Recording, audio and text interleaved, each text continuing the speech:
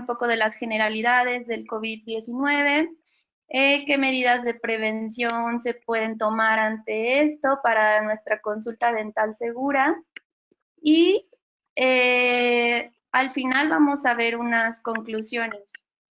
Antes de avanzar, me gustaría decirles que las pautas que vamos a desarrollar en esta plática son pautas generales y la decisión siempre va a proporcionarse a través del juicio de los profesionales. Ustedes, los odontólogos, son los que tienen pues las herramientas para tomar a cabo las decisiones en su consultorio. Este es el momento para que ustedes exploten todo el conocimiento y todo lo que tienen, porque como no hay protocolos establecidos, se les está dejando toda la responsabilidad a ustedes. Entonces, bueno, vamos a comenzar un poquito con las generalidades. Seguramente esto ya lo han escuchado en miles de noticias, seguramente ya saben mucho de las propiedades de este virus, pero bueno, vamos a darles un repaso. Este virus se registró el 31 de diciembre del 2019 y es originario de Wuhan, China, como ya saben. Se sospecha que se pudo haber contraído a través de estos famosos mercados de animales que hay allá en China. Por lo tanto, este virus es un virus de tipo zoonótico. Esto significa que se puede transmitir de animales hacia humanos. En teoría, se piensa que el primer contagiado fue un murciélago y después tuvo que haber un intermediario que hasta ahora se cree que pudo haber sido un pangolín y de ahí fue pasado a un humano.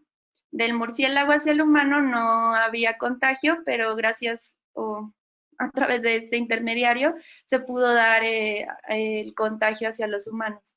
Este tipo de virus es un tipo de virus ARN de cadena positiva. Esto significa que no necesita llegar al núcleo ni combinarse con el ADN de las células para replicarse, simplemente llega donde se está replicando el ARN y se va a replicar el virus. Como ustedes ya saben, tiene una forma de corona debido a estas espículas glucoproteicas que le dan esa propiedad aparentemente de una corona vista al microscopio. Su subfamilia son los Orthocoronaviridae, su familia son los Coronaviridae y de estos tenemos 4 tipos de Coronaviridae, que son los alfa, los beta, los delta y los gamma. De estos 4, el coronavirus, el COVID-19 pertenece a los de la familia beta. Su nombre taxonómico es SARS-CoV-2 y la enfermedad que produce se llama COVID-19. Tiene un diámetro de 60 a 40 nanómetros, más o menos para que se pudieran dar una idea de qué tamaño es eso, es aproximadamente como 2 cristales de hidroxiapatita, más o menos. Fácilmente puede estar habitando, por ejemplo, en un túbulo dentinario sin ningún problema. Sin embargo, es sensible a ciertos pues propiedades ambientales, tanto ambientales como químicas. Entre ellos es susceptible a rayos UV, es susceptible al calor, arriba de 56 grados centígrados por más de 30 minutos. También es susceptible al jabón. Perdón, estoy escuchando algo. Sí, ¿se escucha? Es que escucho un poco de interferencia. Sí, doctor, sí, sí lo escuchamos. Ah, Ya apagué el micrófono que estaba encendido. Perdón, puede continuar. gracias. Sí, si nos pueden hacer favor de apagar sus micrófonos para que se escuche un poquito mejor. Voy a continuar. También es susceptible al etanol, siempre y cuando esté al 70%, y a otros agentes como cloro, peróxido de hidrógeno, cloroformo, y actualmente diversos estudios han demostrado que no hay mucha seguridad de que la clorhexidina pueda ser un buen agente desinfectante contra este tipo de virus. Y bueno, hay que saber un poquito también de la vía de reproducción de este virus. Lo importante también es conocer su anatomía. Este virus relativamente sencillo, consta solamente de una membrana lipídica de proteínas y está cubierto con espigas, que son las famosas proteínas spike, que son las que se van a unir a los receptores de entrada en las células en las que infecten. Y por dentro está su material genético, que está en forma de ARN. Estas espigas se van a unir a los receptores ACE2, que son los receptores de enzima convertidora de angiotensina 2. Y estos receptores están ampliamente distribuidos en todo nuestro cuerpo, sobre todo en las partes donde tenemos mucosas. Entonces, bueno, al unirse a estos receptores ACE2, ingresa de manera relativamente sencilla a la célula formando y una vez endositado el virus va a liberar su material Que genético. apaguen sus micrófonos, hombre. Si nos pueden hacer favor de apagar sus micrófonos, por favor, muchas gracias.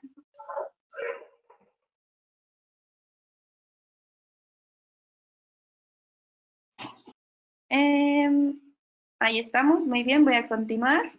Entonces, una vez que es endositado al interior de la célula, va a liberar su material genético en el espacio intracelular, perdón, y va a entrar el ARN directamente hacia donde está el retículo endoplásmico rugoso, donde están los ribosomas, ya que no necesita llegar al núcleo, como les explicaba. Y ahí lo que va a realizar es un secuestro de los ribosomas para empezar a generar leer su código de ARN y empezar a generar sus propias proteínas virales. Una vez que empieza a generar sus proteínas virales, pues empiezan a armar los virus y ya que están armados, otra vez vuelven a salir por exocitosis a través de la membrana celular y prácticamente dejan muerta a la célula que fue secuestrada.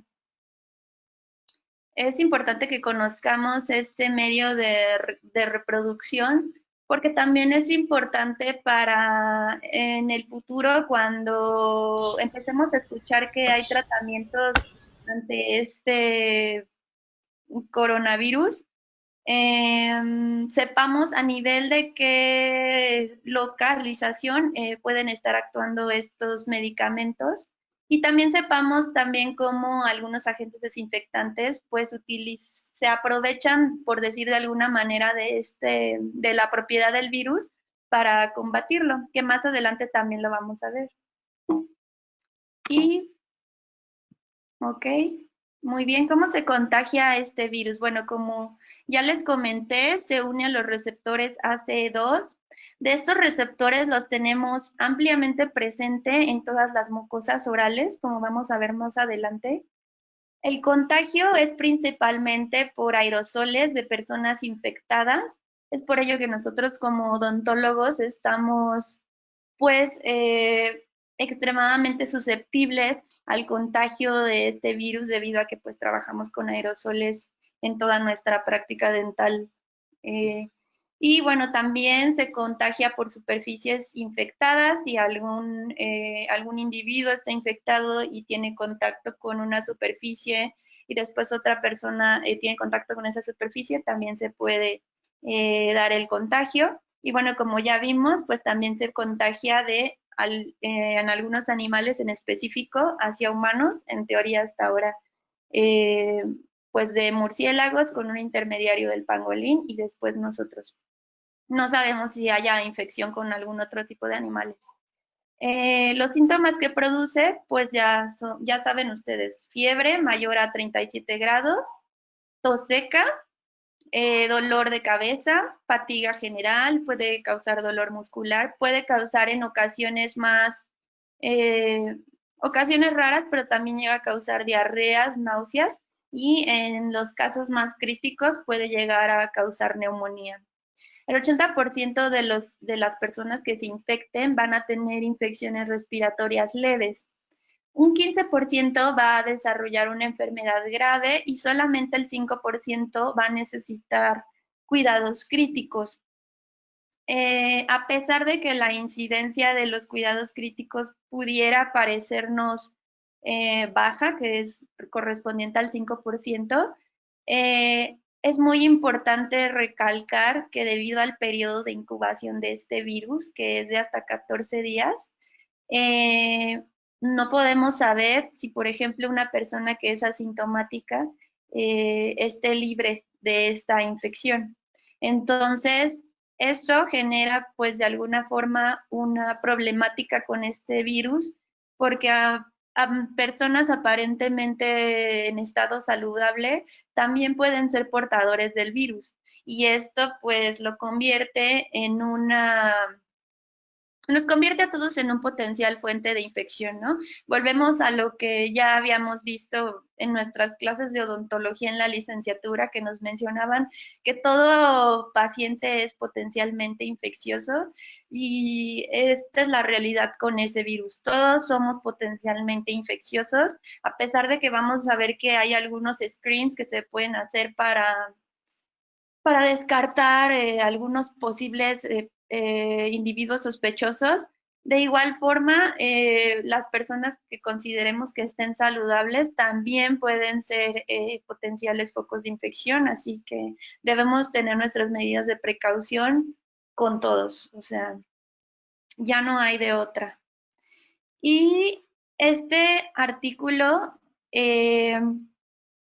es un artículo que lo hicieron también en China. En este artículo lo que querían ver era qué cantidad de receptores AC2 había en la cavidad oral. Si se fijan en las gráficas de arriba, primero hacen un screen para contabilizar esta cantidad de receptores en diferentes localizaciones anatómicas. Vemos que prácticamente están, como yo les decía, distribuidos en casi todas las zonas que tengan mucosas: intestino, riñones, estómago, hígado, pulmones, etcétera. En el gráfico superior derecho vemos que pues hay una amplia cantidad de receptores AC2 en el colon, ¿no? Pero también en verde vemos que hay pues una amplia cantidad en lengua, por ejemplo. Y debido a esto, ellos después hicieron una cuantificación de receptores en la cavidad oral para ver qué diferencias había. Por ejemplo, si ven en el gráfico inferior izquierdo, tenemos que al parecer hay más receptores en la lengua, después le seguiría el piso de la boca, después la base de la lengua y después otros sitios.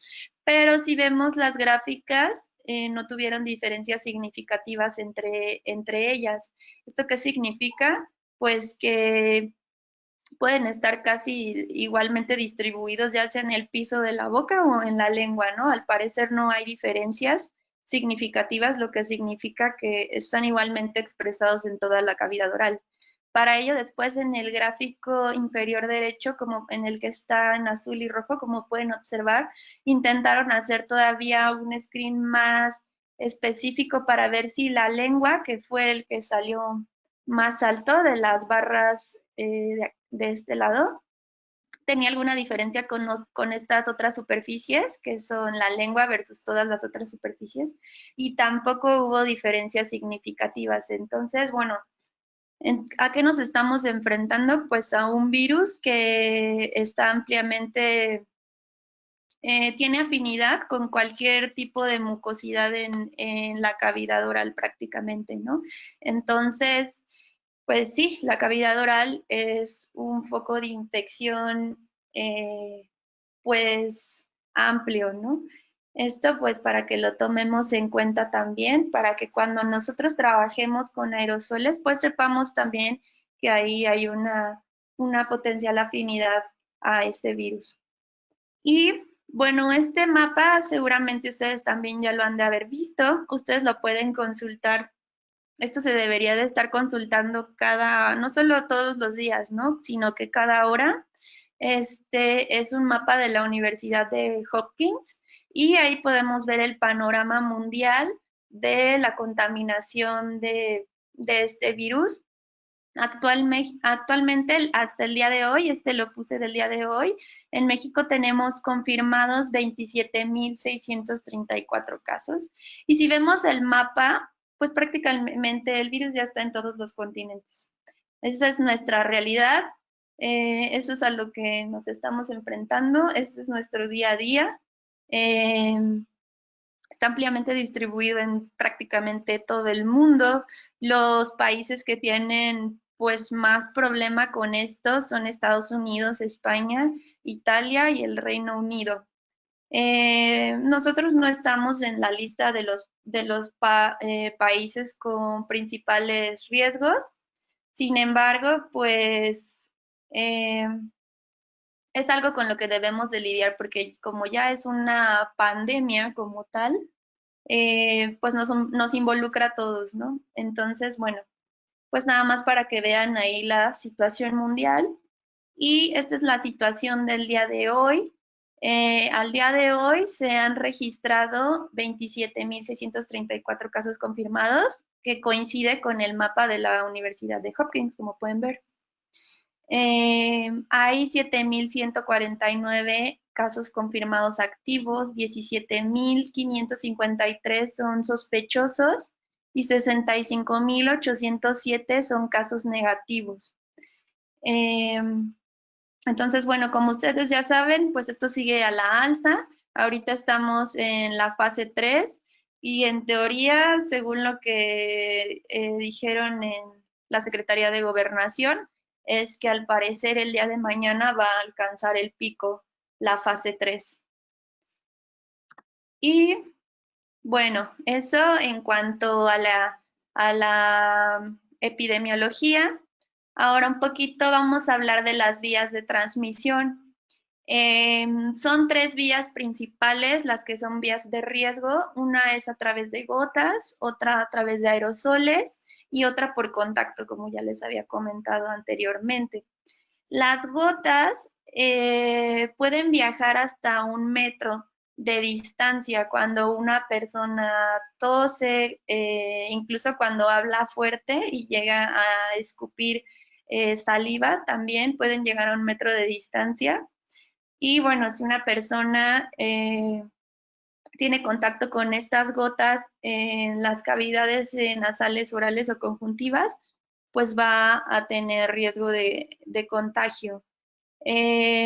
Los aerosoles también son otro procedimiento de riesgo. Los aerosoles, las personas que están en mayor riesgo en contaminarse a través de los aerosoles son principalmente las personas que están en el área de la salud. Y, por ejemplo, nos pone aquí el Centro de Control y Prevención de Enfermedades, CDC, que los procedimientos como las intubaciones, las ventilaciones, las traqueotomías, reanimaciones cardiopulmonares, ventilación manual, broncoscopia y tratamientos dentales son los focos primarios que están expuestos a contaminación por aerosoles. Entonces, bueno, ahí estamos nosotros. Y el contacto con un paciente infectado o con una superficie contaminada que haya dejado en contacto con un paciente que ya tenía infección.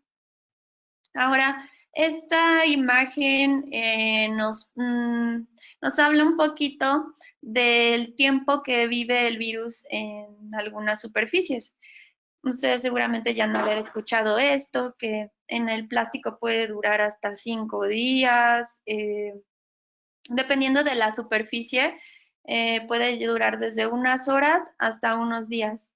Pero yo les quiero recordar que recordemos que los virus necesitan un huésped, un ser vivo, para reproducirse. Entonces, al estar en una superficie inerte, empieza a disminuir el potencial patógeno de estos virus. No sé si pudieran apagar sus micrófonos. Gracias. Ok, continúo. Entonces, debido a que está en una superficie inerte, no es lo mismo la cantidad de virus que va a haber el día 1 que la cantidad de virus potencialmente patógenos que va a haber el día 2 y el día 3, etcétera. Y también va a disminuir o va a estar susceptible en función a las condiciones atmosféricas. Qué cantidad de humedad hay, qué cantidad de sol es el que entra, si está ventilado o no el objeto donde está expuesto en la superficie, etcétera. Entonces, eh, mantener estos lineamientos de que en el plástico vive 5 días y en los, por ejemplo, ahí están los guantes quirúrgicos 8 horas, pues son tiempos relativos, no podemos fiarnos de estos tiempos. Yo tampoco les haría mucho caso porque van a estar en función de lo que ya les dije, muchas condiciones que no son las mismas que cuando entra en un ser vivo. Por eso, las fuentes primarias de contagio van a ser eh, las gotas de aerosoles que nos transmitan otras personas y el contacto directo con otras personas y el contacto casi instantáneo de una superficie contaminada con otra. De ahí en fuera, no podemos asegurar que un plástico a los 5 días nos va a producir una infección, tampoco podemos negarlo, pero sí hay que tomar en cuenta estos factores y por eso las condiciones de lavado de manos, estar a 2 metros de distancia de las personas, etcétera, el uso adecuado de cubrebocas en el caso de que se usen, pueden ser medidas buenas de prevención para el contagio de esta enfermedad.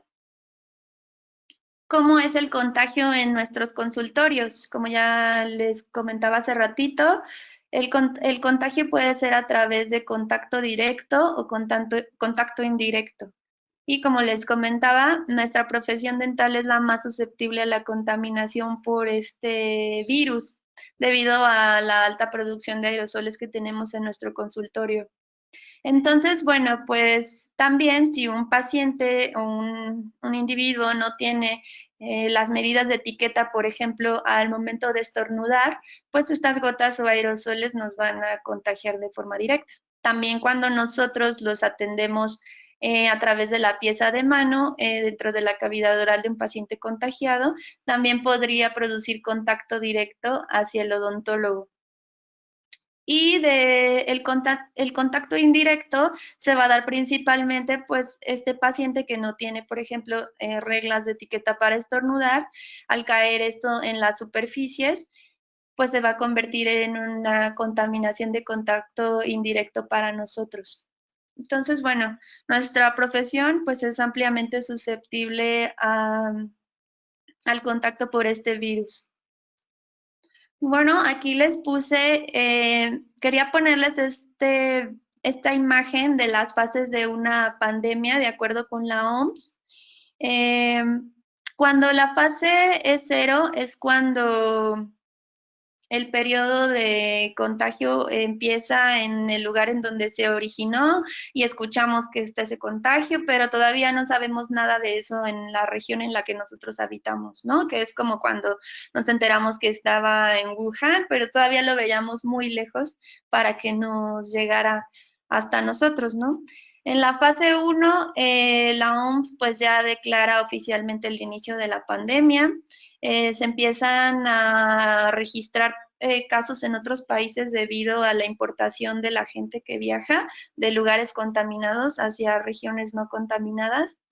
Y en la fase 2 ya inician las transmisiones locales dentro de la región o dentro del país y se empiezan a tomar medidas como las de la famosa sana distancia o medidas de cuarentena, de aislamiento para cancelar eventos masivos donde pueda haber propagación de contagios. Después está la fase 3. Esta es la fase en la que estamos nosotros en este momento, como ya les había mencionado anteriormente. En esta fase 3, los contagios y las defunciones van a alcanzar su punto máximo.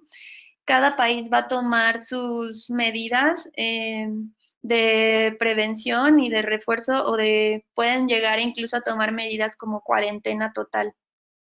Nosotros como odontólogos que estamos en esta fase 3, La FDA y la ADA están recomendando que nosotros detengamos nuestra consulta dental y solamente nos enfoquemos en atender urgencias, pero urgencias de verdad, urgencias. Más adelante vamos a ver un poquito de estas urgencias, pero no podemos estar dando nuestra consulta de forma regular. Debemos limitar lo más que se pueda nuestras consultas. Seguramente muchos de sus consultorios, porque yo sí conozco varios, pues ya están totalmente cerrados. Esta es la fase más crítica, pero quiero que vean, una vez que pase esta fase 3, ¿qué va a pasar? Va a venir la fase 4 y en la fase 4, bueno, va a empezar a disminuir gradualmente el número de contagios, pero las actividades no van a volver a su normalidad al 100%. Incluso cuando lleguemos a la fase 5, se habla de que esa fase para llegar al final decretado por la OMS puede llegar a tardar hasta 3 años. Entonces, se los pongo esto aquí porque las medidas de prevención que vamos a ver en esta plática deben de continuar por un largo periodo de tiempo y yo creo que la odontología ya va a tener que evolucionar. Quizás estas medidas de prevención las vamos a tener que usar de manera permanente. Yo no sé si los consultorios puedan permanecer cerrados durante 3 años o más. Lo que sí sé y es lo que he investigado es que actualmente en esta fase 3 solamente se pueden atender emergencias. Pero después vamos a tener que ir adaptando nuestro protocolo de atención conforme salgamos de la fase 4 y hacia la fase 5 y hacia la fase de normalización. Vamos a tener que continuar con estas medidas preventivas. Y eso porque no conocemos mucho de este virus, porque es un virus novedoso.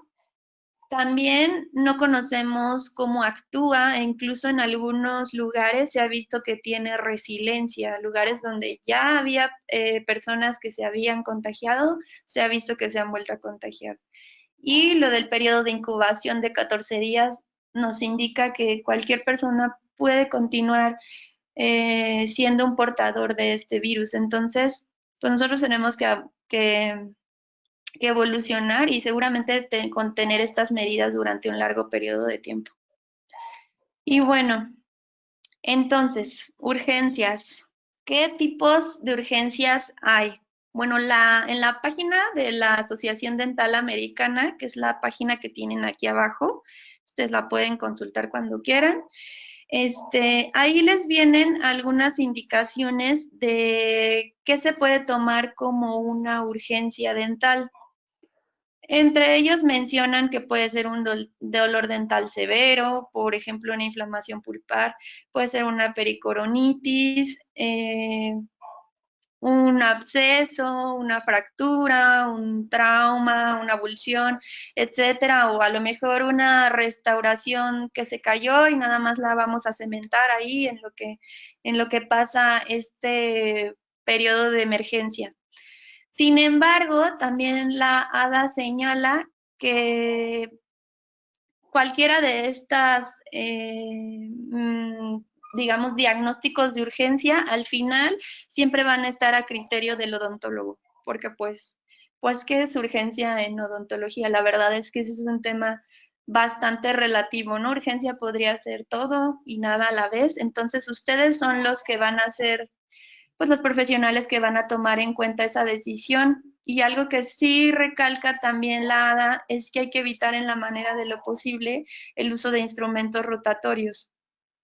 En sus tratamientos emergentes tienen que utilizar en la medida de lo posible, más bien evitar en la medida de lo posible el uso de tratamientos que involucren instrumentos rotatorios, porque como ya les comenté, los aerosoles son pues un foco importante de infección en nuestro consultorio.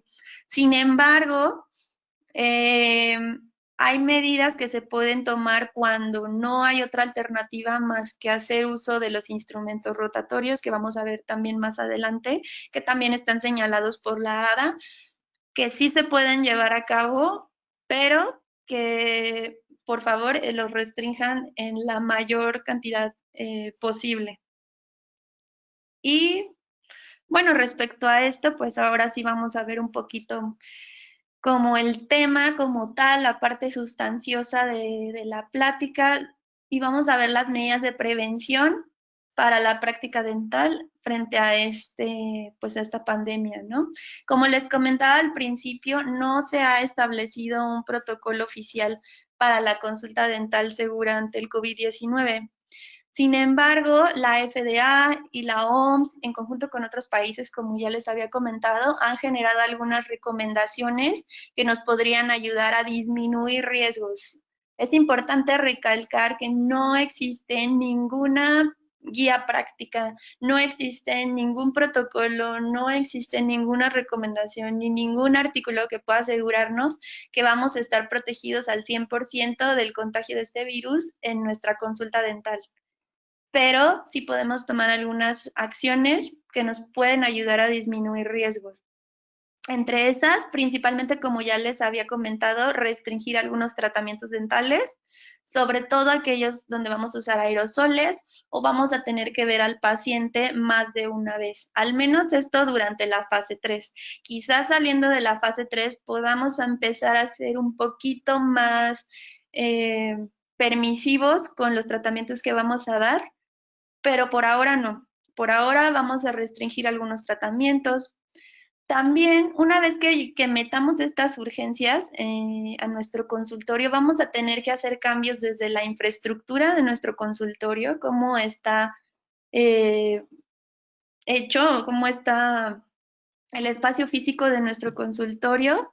Vamos a tener que hacer desinfección y refuerzo de las barreras de protección que ya habíamos estado utilizando. Yo sé, y yo podría asegurar que los dentistas somos de esas profesiones que ya desde antes de la pandemia nos cuidábamos más en cuanto a infecciones y barreras de protección, pero ahora vamos a tener que todavía reforzar eso. Y además vamos a tener que hacer cambios en los protocolos de ingreso y de atención a los pacientes. Respecto a los cambios en la infraestructura del consultorio, bueno, yo sé que muchos consultorios, pues ahí tienen sus revistas, sus juguetes para a lo mejor para los niños en algún consultorio de pediatría o incluso pues algunos accesorios ahí que tienen, pero ahorita para atender a sus pacientes van a tener que quitar todo este tipo de objetos, no pueden tener revistas, no pueden tener juguetes, ni tener ningún tipo de accesorios en el mobiliario del consultorio.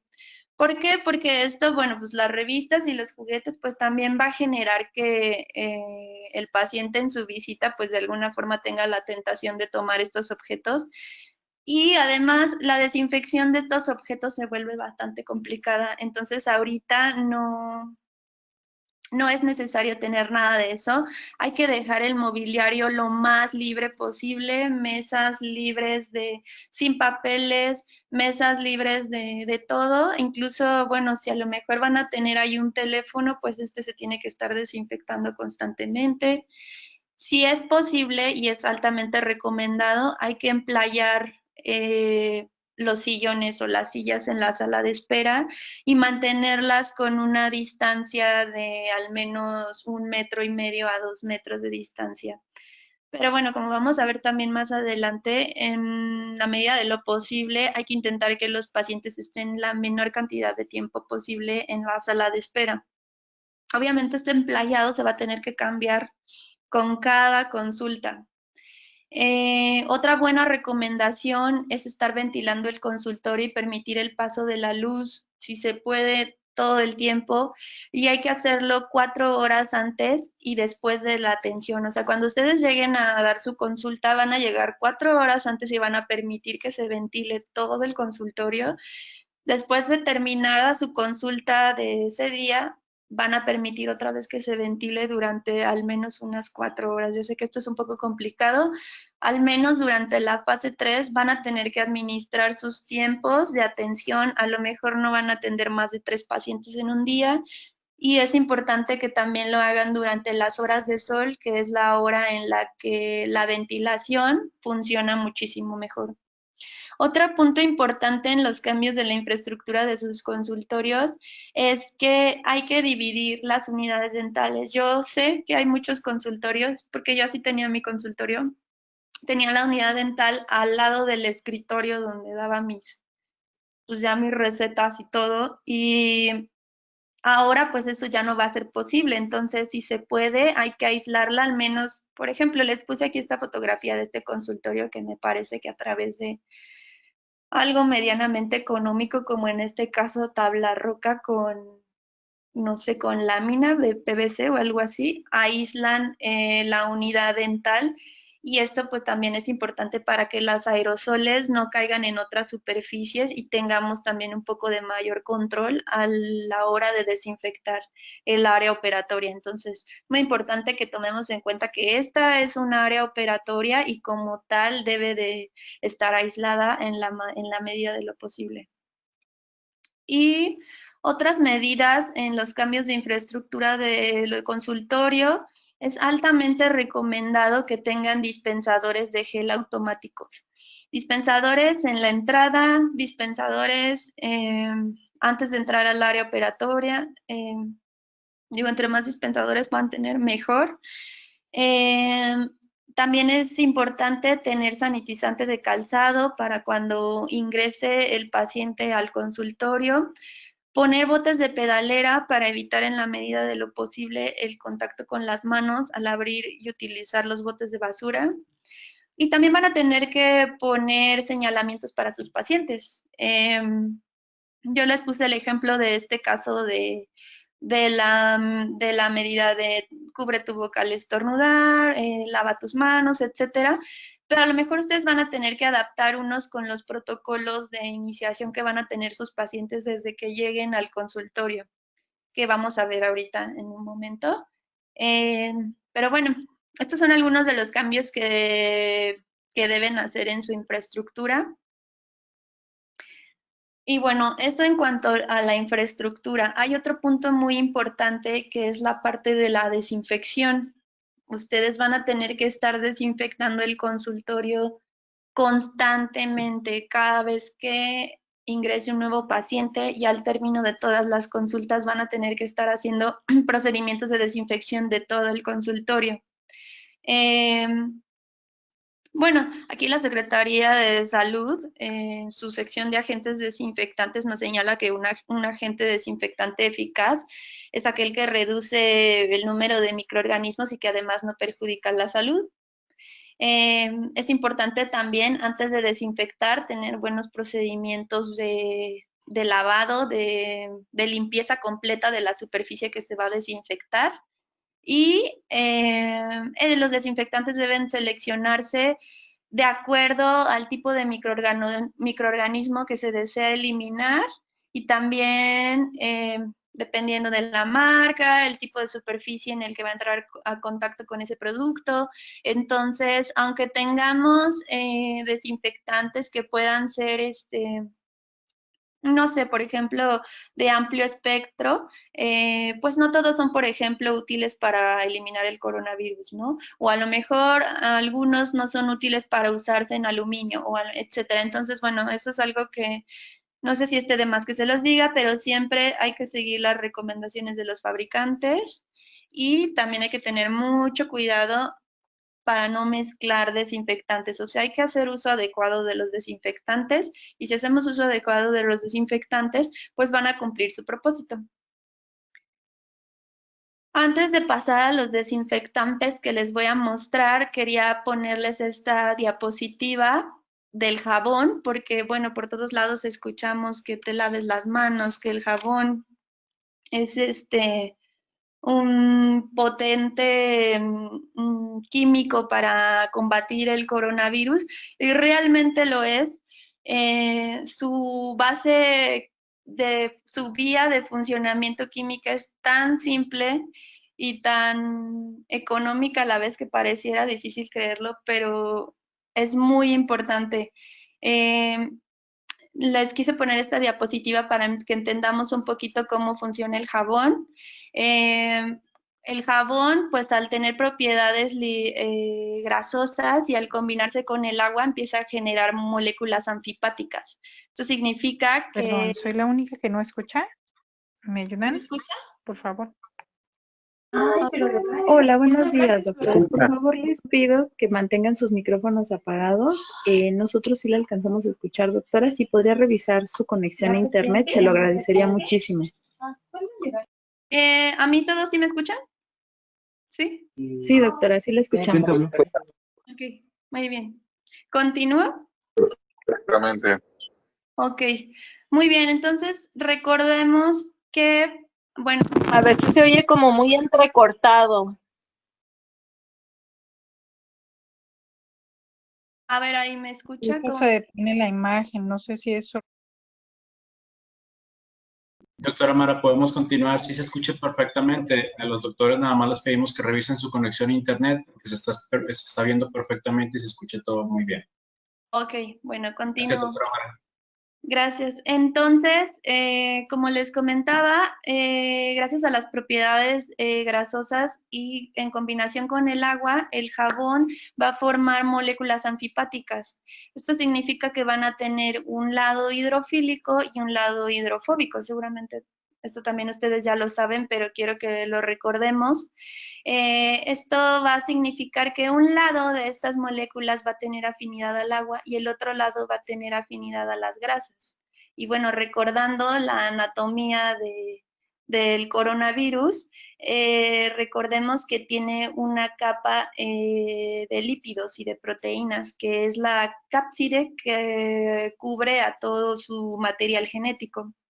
Entonces, al entrar esto en contacto con las moléculas de jabón, que son moléculas anfipáticas, pues la parte hidrofóbica que tiene afinidad hacia los lípidos va a intentar unirse con mucha afinidad a la parte lipídica de la membrana del virus. Y esto va a empezar a causar ruptura de la cápside, lo que va a hacer no solamente la liberación del material genético y la ruptura de sus proteínas, sino que además se forman micelos porque las moléculas hidrofílicas se quedan en el exterior y las hidrofóbicas en el interior, y de esa manera estas micelas contienen a las espigas proteicas, que son pues las espigas spike, que son las principales pues la llave cerradura para entrar a las células, ¿no? Entonces, me parece, la verdad, a mí maravilloso cómo un agente químico tan simple puede generar pues una eliminación tan efectiva, y es por eso que nunca debemos subestimar el lavado de manos, y no solo el lavado de manos, también el uso del jabón para las superficies. Yo lo recomiendo ampliamente. Limpien sus superficies con agua y con jabón y después utilicen un desinfectante adecuado, pero no subestimen el uso del jabón y utilícenlo tanto en manos como en superficies. Es muy recomendado.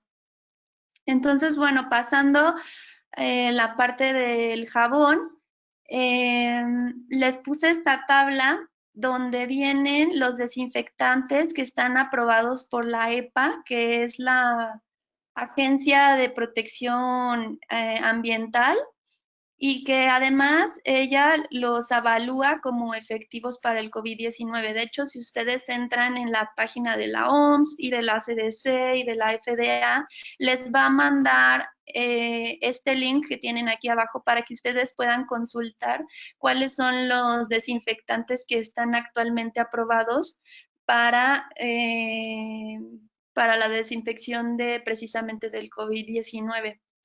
Yo se los dividí primero los que se pueden usar en superficies y objetos. Después les voy a enseñar los que se pueden usar tanto en superficies, objetos y de uso biológico, y los que se pueden usar de uso biológico. Entonces, primero los que son de superficies y objetos.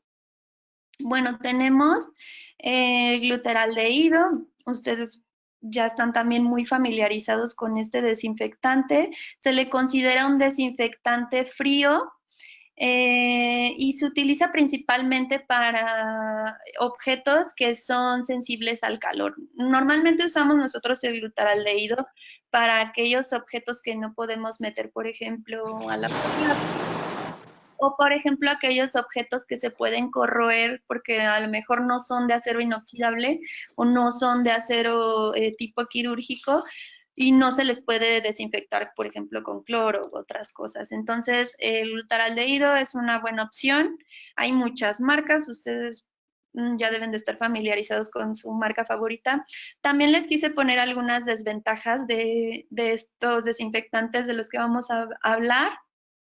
Y en el caso del glutaraldehído, pues como ustedes ya saben, es bastante irritante, hay que tener mucho control con este tipo de desinfectantes, siempre hay que usar guantes, protección en los ojos, porque puede generar ardor y conjuntivitis también, y también puede generar salpullido y urticaria. Entonces hay que tener mucho cuidado con el glutaraldehído y hay que diluirlo en las proporciones que indiquen los fabricantes dependiendo de cada marca. Típicamente se dice que se puede utilizar en concentraciones del 1% y 50% dependiendo, ¿no? Y que para los tiempos en los que se utilice, pues causará una desinfección parcial o una desinfección completa, dependiendo, siempre hay que seguir las guías de los fabricantes. Después tenemos los compuestos cuaternarios de amonio.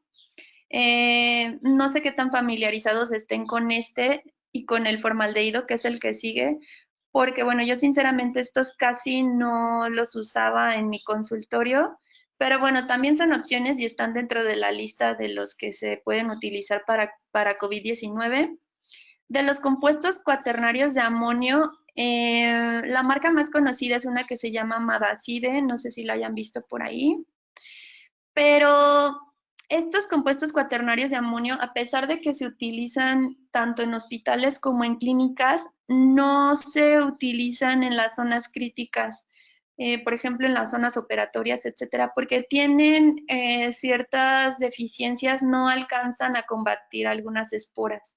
Ese es otro punto importante también, porque estamos aquí viendo los desinfectantes útiles para COVID-19, pero si no ponemos atención, también vamos a dejar de lado otras esporas que también son agentes infecciosos para nosotros en los consultorios. Entonces, podemos, hay que leer bien cuáles son las propiedades de cada desinfectante y para qué superficie nos va a ser útil.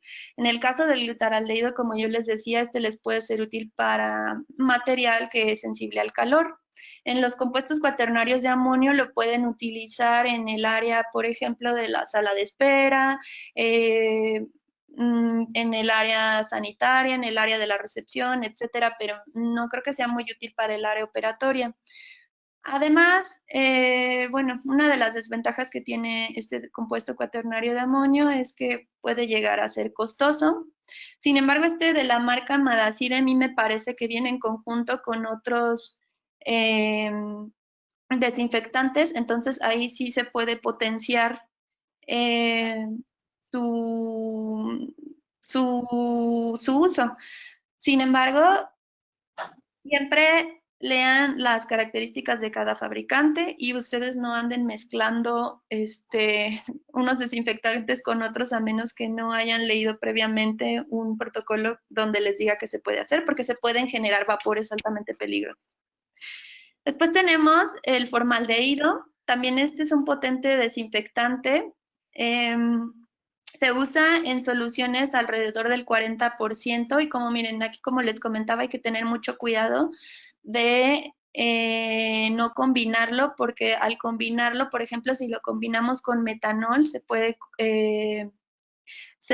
producir en su forma de paraformaldehído, que sí es una forma que produce gases y que sí pueden ser peligrosos. Entonces, bueno, solo hay que tomar en cuenta eso. También puede llegar a ser muy irritante para las mucosas, entonces de igual forma siempre hay que utilizarlo con guantes, protección para ojos, protección para nariz y boca.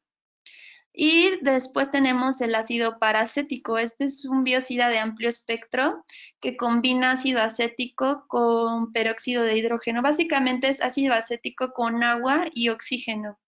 Y sus subproductos son inofensivos, es un buen biocida, sin embargo puede llegar a corroer algunos materiales, entonces pues también habrá que tener cuidado. Lo que se puede hacer es tener diferentes desinfectantes, o sea, no casarse con uno solo y utilizarlos para diferentes superficies. Y luego tenemos aquellos que se pueden usar tanto en superficies como de uso biológico. De estos solamente tenemos dos. Uno puede ser el hipoclorito de sodio. Este, la verdad, para mí es uno de los mejores desinfectantes que hay. Lo hay en muchas concentraciones, lo podemos encontrar en concentraciones desde 1.000.000 hasta 130 millones de miligramos de cloro por litro. Tiene un efecto rápido sobre muchas variedades de microorganismos y una característica que a mí me gusta mucho del hipoclorito de sodio pues es que es bastante económico, es bastante rendidor, es bastante fácil de conseguir. Ahorita que hay una restricción de insumos para pues toda esta pandemia y emergencia del COVID-19, el hipoclorito de sodio es uno de esos desinfectantes que se puede adquirir con facilidad. Y además, otro dato que me parece importante del hipoclorito de sodio es que lo pueden utilizar en su consulta en una concentración de 1 a 5% en un litro de agua para que lo usen como un enjuague preventivo antes de iniciar la consulta con el paciente. Entonces, es un desinfectante que tiene pues propiedades muy buenas porque también en bajas concentraciones puede ser utilizado como de forma biológica y hasta en muy altas concentraciones se puede utilizar para desinfección de superficies. Sin embargo, tiene su desventaja que pues es que corroe los metales. Por eso no se le recomienda en superficies metálicas ni tampoco en instrumental que no sea de acero inoxidable o de grado quirúrgico.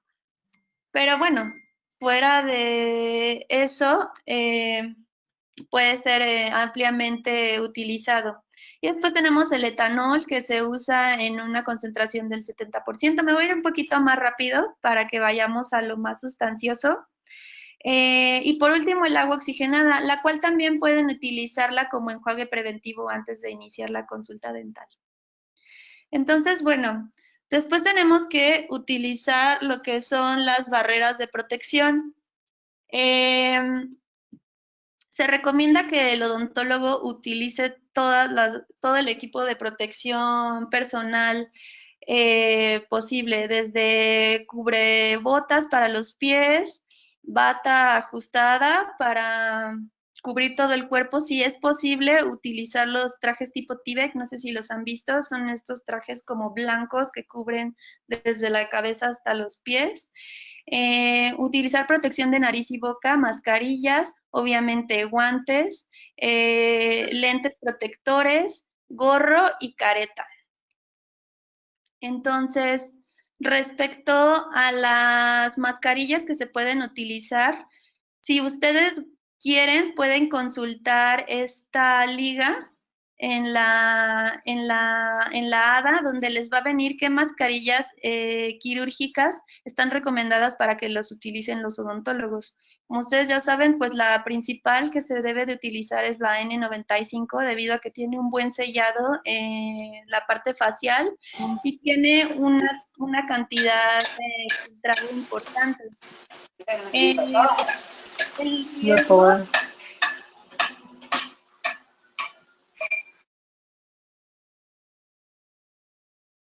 El riesgo de contagio con este tipo de mascarillas es realmente bajo. Y luego tenemos estas otras mascarillas que son las que son equivalentes a la N95, que son todas estas que tenemos aquí y que ahora pues la FDA y la OMS han permitido que solamente estos modelos que no son precisamente 95, sino que son tipo N95, se utilicen pues debido a la falta de suministros, al menos por ahora, ¿no? Pero cumplen con las mismas normas que los N95 y tienen una cantidad protectora prácticamente igual. Y por último están pues las mascarillas plisadas de 3 capas termoselladas que ustedes ya conocen, que son las que utilizaban normalmente en el consultorio. Estas mascarillas tienen un nivel de protección moderado, entonces hay que tener un poquito de cuidado al utilizarlas. De hecho, por ahí en un artículo leí que si llegas a utilizar esta mascarilla en tu consultorio, tengas un periodo de cuarentena de 14 días debido a que tiene un potencial riesgo de contagio, al menos en el consultorio. Entonces, yo opino que nos quedemos con estas que están acá arriba y siempre fíjense que su mascarilla tenga la aprobación de la NIOS, que es el Instituto Nacional para la Seguridad y la Salud Ocupacional. Si no tiene esta aprobación, si les dicen es tipo N95, pero no tiene esta aprobación, yo les recomiendo que tengan mucho cuidado porque no les va a servir en su consulta. Claro que para esto también deben de utilizar la careta, lo cual les va a dar una protección extra, pero por favor hay que utilizar las mascarillas que son las que están aprobadas.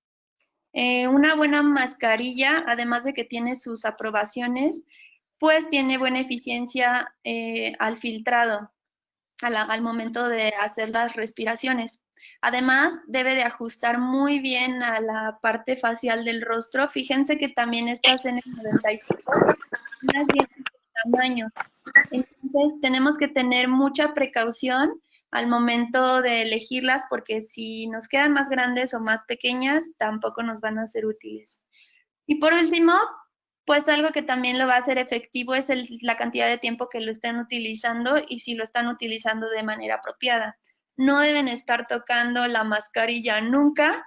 Si ven que tenga algún defecto, alguna mancha, cualquier cosa, cámbienla. En cuanto sientan que no está cumpliendo su función, deben de cambiarla. Y bueno, aquí les puse este ejemplo de estas mascarillas que hay que tener un poco más, hay que tener mucho cuidado con lo que se está vendiendo en el mercado. Por ejemplo, acá tenemos pues las mascarillas estas que han hecho en casa que son de tela que la verdad no tienen ninguna precaución para filtrado. Creo que se está escuchando un poco ahí. Sí, pueden apagar sus micrófonos, les agradecería mucho. Listo. Y bueno, tenemos estas otras mascarillas que pues tampoco no son de una sola capa, ni siquiera están plisadas, deben de tener una cantidad de filtración mayor al 60%. Están estas de neopreno que tampoco tienen ninguna aprobación, ninguna utilidad. Vean estas que tienen estos plisados en medio, cuando el plisado debe de ser en forma de cascada. O sea, aquí se van a quedar un montón de partículas y de gotas y todo eso se nos va a ir directamente a la cara. Este otro tipo de caretas yo se los quise poner porque por ahí en una publicación en Facebook yo vi que había este tipo de caretas que se veían muy padres. Había otras de Batman y de la Mujer Maravilla. Y a lo mejor a un pediatra pues le pudiera llamar la atención y comprarlas. Pero tengan cuidado porque este tipo de mascarillas, a pesar de que además de que no están aprobadas, la tintura de esta careta puede generar ahí la retención de algunas partículas y de microorganismos. Las caretas siempre deben de ser totalmente lisas. Entonces, estas no. Y luego están estas N95 que KN95 dice aquí. Pero obviamente, pues miren, o sea, se ha hecho mucho producto pirata con esto de la pandemia y obviamente estas de KN95 pues no tienen nada porque para empezar deberían de ser rígidas y estas no son rígidas, no tienen adaptador nasal, etcétera. Entonces, Hay que tener mucho cuidado con los productos que vayan a utilizar porque si no, eso va a ser como no tener ninguna barrera de protección. Luego están los protocolos para ponerse y quitarse el EPP. Igual y yo les recomendaría que este tipo de protocolos ustedes los tuvieran pegados en alguna parte del área operatoria donde tienen en su consultorio, donde se van a poner el EPP, porque si no se hace si no se pone y se retira de forma adecuada, de hecho se pueden generar más contagios que cuando no traen el EPP.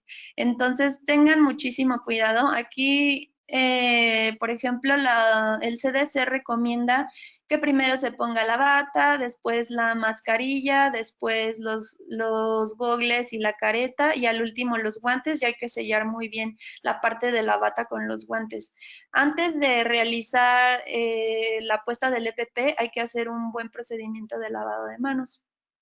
Y después para retirarlo hay dos formas. Esta es la forma 1, donde primero se retiran los guantes, después se retira las protecciones faciales, posteriormente se retira la bata y al último se retira el cubrebocas y por último se lavan las manos. En cualquiera de estos pasos, si ustedes llegan a sentir que, por ejemplo, tocaron sus manos el guante o tocaron alguna zona peligrosa, es altamente recomendable que se laven las manos y continúen con el procedimiento. De hecho, por aquí lo dice.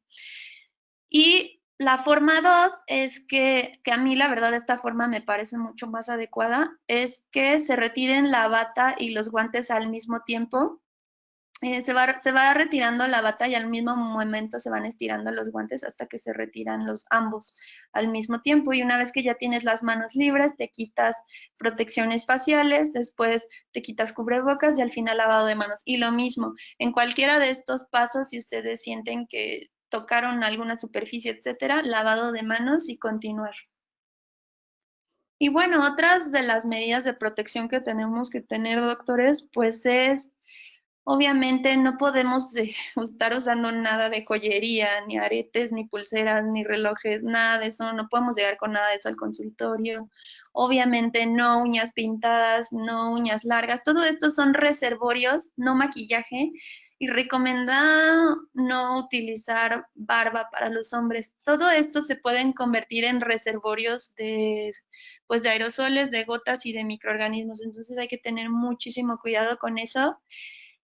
Y bueno, si ya los hombres creen que no se pueden quitar su barba, aunque no lo crean, también hay una recomendación de la ADA y de la FDA que recomienda qué tipos de cortes de barba sí se pueden tener para que las mascarillas sellen de forma adecuada.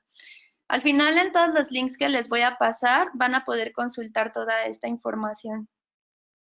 Y bueno, una vez que ya hicimos todos esos cambios de infraestructura, esos cambios previos, o sea, fíjense, aquí todavía ni siquiera llegamos a la parte en la que ya va a llegar el paciente. ¿Se imaginan toda la cantidad de prevención que tenemos que tener?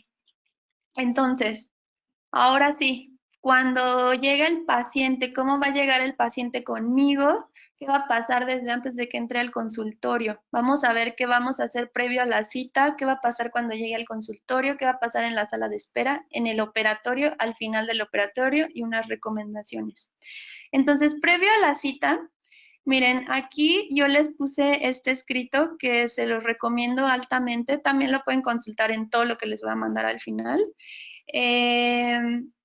Es un escrito donde ustedes le van a explicar a su paciente, esto se lo pueden mandar por correo, por ejemplo, o por WhatsApp, no sé, como ustedes se acomoden más. Y en esta carta ustedes le van a explicar que cuando el paciente llegue, o sea, que estamos en una pandemia, que la OMS y etcétera están recalcando que hay que usar ciertos protocolos de prevención en nuestros consultorios, que cuando lleguen al consultorio se van a encontrar con ciertos protocolos que van a tener que seguir, que seguramente van a tener que contestar muchos cuestionarios, que se les va a tomar la temperatura al llegar, etcétera, etcétera, etcétera. Este es un documento para que el paciente venga preparado desde antes de la cita. Esto nos va a evitar muchos problemas al momento en el que el paciente ya lo tengamos ahí en físico, porque lo que queremos es tener el menor contacto con el paciente posible. Entonces, también esto le va a dar pues un cambio de chip al paciente para que cuando llegue a la consulta ya llegue totalmente preparado. Otro punto también importante desde antes de que llegue a la consulta, es que yo les recomiendo a través de vía telefónica o si se puede por correo, es altamente recomendable que les hagan este screen. Este screen es un screen muy breve para descartar posible contagio contra el COVID, donde se les pregunta si han viajado en los últimos 14 días, si han tenido contacto con personas contagiadas en los 14 días previos, etcétera, si han tenido fiebre, si han tenido algunos malestares, etcétera, etcétera. Y por último, preguntar si su molestia es realmente una urgencia dental, si corresponde realmente a algo con un dolor incontrolable, una infección incontrolable, si ya le está dando problemas para deglutir, etcétera. Bueno, aquí eso lo ponen de antemano y entonces ustedes ya evaluarán si lo atienden o no. Aquí se recomienda que ante una respuesta afirmativa a cualquiera de estas preguntas, ustedes consideren posponer el tratamiento hasta por 14 días mínimo o realizar tratamientos paliativos. Eso ya será a consideración de ustedes. Y bueno, al llegar al consultorio, hay que pedirle al paciente que llegue a la hora exacta de la cita, no antes ni después, porque si llega antes, va a tener que esperar y no va a poder esperar dentro del consultorio. Y si llega después, va a mover el cronograma que ya vamos a tener de espera por cada paciente entre cita y cita. Entonces, pues ahí ya ustedes van a evaluar si llega después, probablemente tengan que negarle la consulta.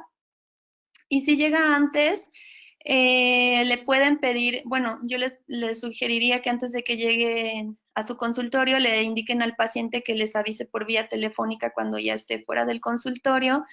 Y si el paciente llegara a estar antes, pídanle que por favor espere en su auto hasta que salga el otro paciente. Si el paciente no tiene auto, entonces ustedes tienen que idear un protocolo, una forma para que el paciente ingrese hasta que ya haya salido el paciente anterior. No sé, pueden decirle que vaya y regrese en tanto tiempo, etcétera. Ustedes deben de idear una manera para que el paciente no esté ahí mientras hay otro paciente dentro del consultorio. Y bueno, obviamente que vaya solo en la medida de lo posible, solamente aquellos casos que sean de extremadamente peculiares, donde deba de ser estrictamente necesaria la compañía, por ejemplo, un paciente con discapacidad, un infante, etcétera. Bueno, se podrá permitir el acompañamiento, pero siempre y cuando solamente de un solo individuo que sea el que acompañe al paciente. Pero por favor, indíquenle a sus pacientes que deben de llegar solos al consultorio. Y bueno, otra medida importante, que el paciente traiga su propio cubrebocas, el que tenga, si tenga el de tela que tiene en casa, etcétera. Si no tiene, hay que asignarle uno al momento de llegar y yo de hecho les recomendaría que aunque el paciente ya llegue con uno, ahí le asignen uno nuevamente para que esté en los minutos en los que va a pasar al operatorio. O sea, no va a permanecer mucho tiempo en la sala de espera, pero evidentemente va a tener que permanecer ahí un tiempo por cualquier cosa. Entonces, en esos minutos, pues debe de tener cubrebocas dentro del consultorio. Y pues también es recomendable que le indiquen que traiga su propia pluma o que incluso consideren ustedes regalarle una, porque estar teniendo contacto con estos objetos en el consultorio, pues también es riesgoso. Entonces, mejor que él lleve su propia pluma o ustedes pues ya le regalarán una ahí con el nombre de su consultorio. Y en cuanto llega el paciente, lo que tiene que hacer es hacer uso del tapete sanitizante. Una vez que hace uso del tapete y cruza esa barrera, se recomienda en algunos escritos que se le proporcionen botas quirúrgicas. al paciente para que cuando ya dé ese paso a nuestro consultorio, pues entre como a esta zona aislada, ¿no? Y enseguida en la puerta mismo, o sea, luego a la mano, tener un dispositivo automático de gel sanitizante con alcohol al 70%. Y ya una vez que realizó eso el paciente, ya se lavó sus manos, se puso las botas. Si ustedes tienen el sanitario antes del área operatoria, es altamente recomendable que aparte después se lave las manos con agua y con jabón. Y bueno, en la sala de espera es muy importante que le tomen la temperatura a los pacientes.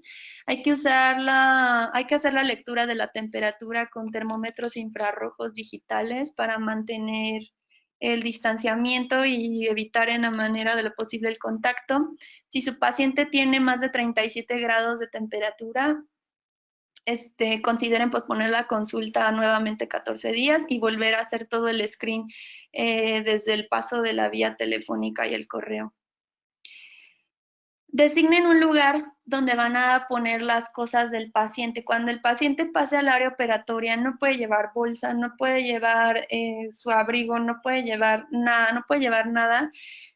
Y debe de dejarlo todo en un lugar que para ustedes sea fácil de desinfectar después, o sea que cuando él recoja sus cosas y se vaya, ustedes puedan hacer una limpieza y una desinfección sencilla. Puede ser, por ejemplo, una mesa lisa. Yo no recomendaría, por ejemplo, un porta... de los que tienen ganchitos y se cuelgan cosas, yo no los recomendaría porque son difíciles también de limpiar. Entonces, designen ese lugar. Si hay un objeto que es altamente necesario que el paciente lo ingrese, si es posible, empláyenlos o métanlos en bolsas Ziploc para que puedan ingresar al área operatoria. Y cuando están en nuestro consultorio, ya tomamos la temperatura, ya se lavó las manos, etcétera y todo, hay que volver a hacer el cuestionario del screen por contagio del COVID-19 que les pasé hace ratito, que son como 5 o 6 preguntas. Se debe de volver a realizar ese cuestionario. Incluso este cuestionario lo tienen que volver a hacer una vez que su paciente ya no está con ustedes. Háganlo a los 2 días, a los 3 días, hagan un seguimiento para saber cómo le fue en ese periodo de 14 días y si sigue libre de contagio su paciente. Y bueno, lo mismo, ya saben que si a este screen les contesta algo positivo, pues consideren posponer la cita 14 días y regresar al paciente.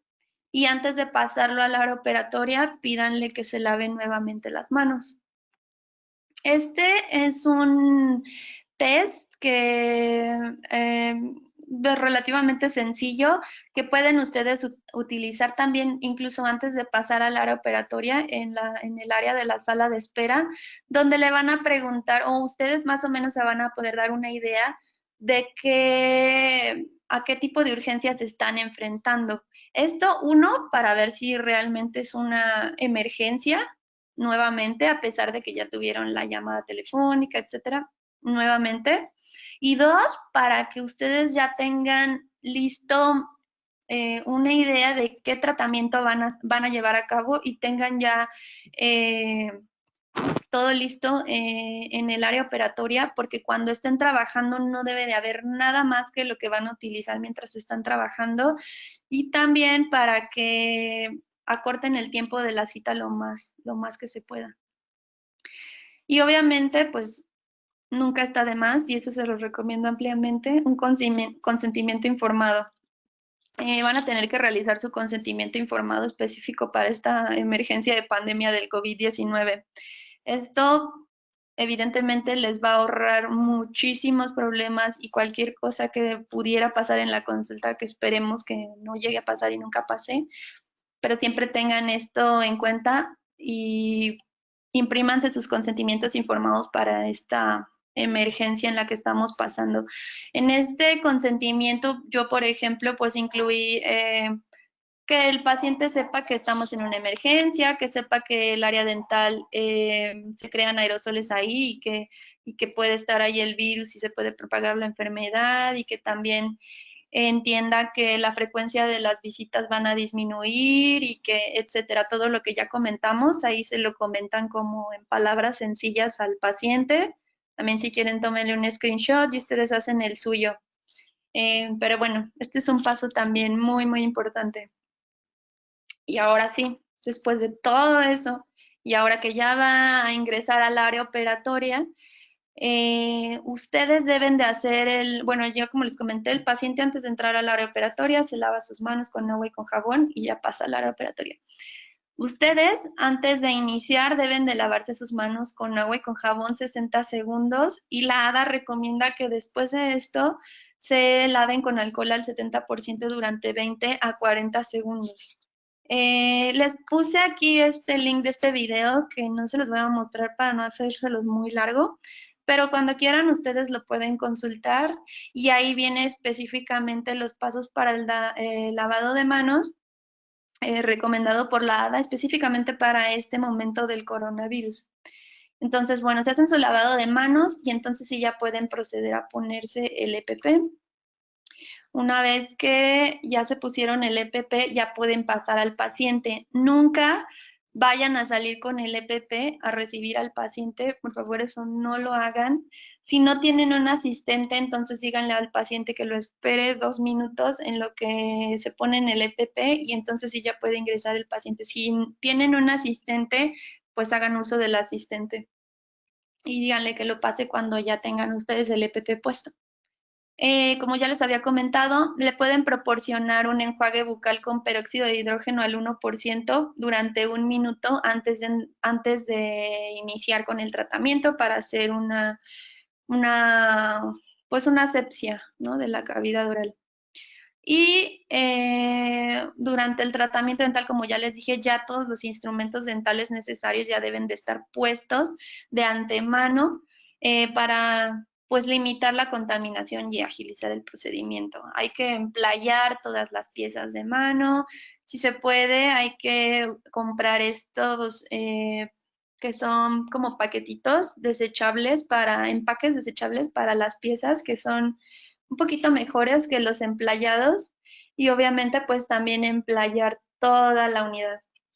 Esto ya debe de estar preparado para cuando el paciente entre a la sala, bueno, a la parte operatoria. Entonces, bueno, el material ya debe de estar listo, todo lo demás debe de estar guardado en sus gavetas. Si tenemos algo ahí en las bandejas, recuerden que se generan aerosoles y también pueden contaminar estos objetos. Entonces, por eso todo debe de estar libre, despejado, únicamente el material que se va a utilizar. Se recomienda ampliamente el uso del dique de goma y sobre todo estos que son como tipo globo porque pues también van a disminuir en buena cantidad la propulsión de gotas por parte de los pacientes. Hay que limitar el tiempo de contacto de la atención médica para reducir el riesgo, como ya les había comentado.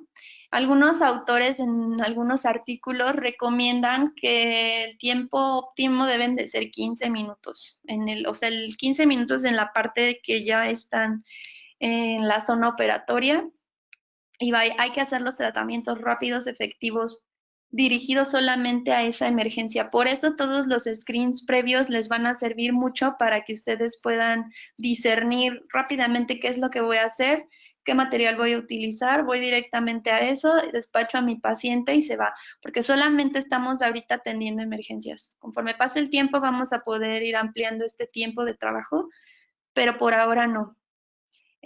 También es ideal trabajar a 4 manos. Si tienen asistente o si no lo tienen, pues ese es el momento en el que hagan cohesión con sus colegas, con sus compañeros, porque trabajar a 4 manos también les va a ayudar a disminuir muchos riesgos de infección.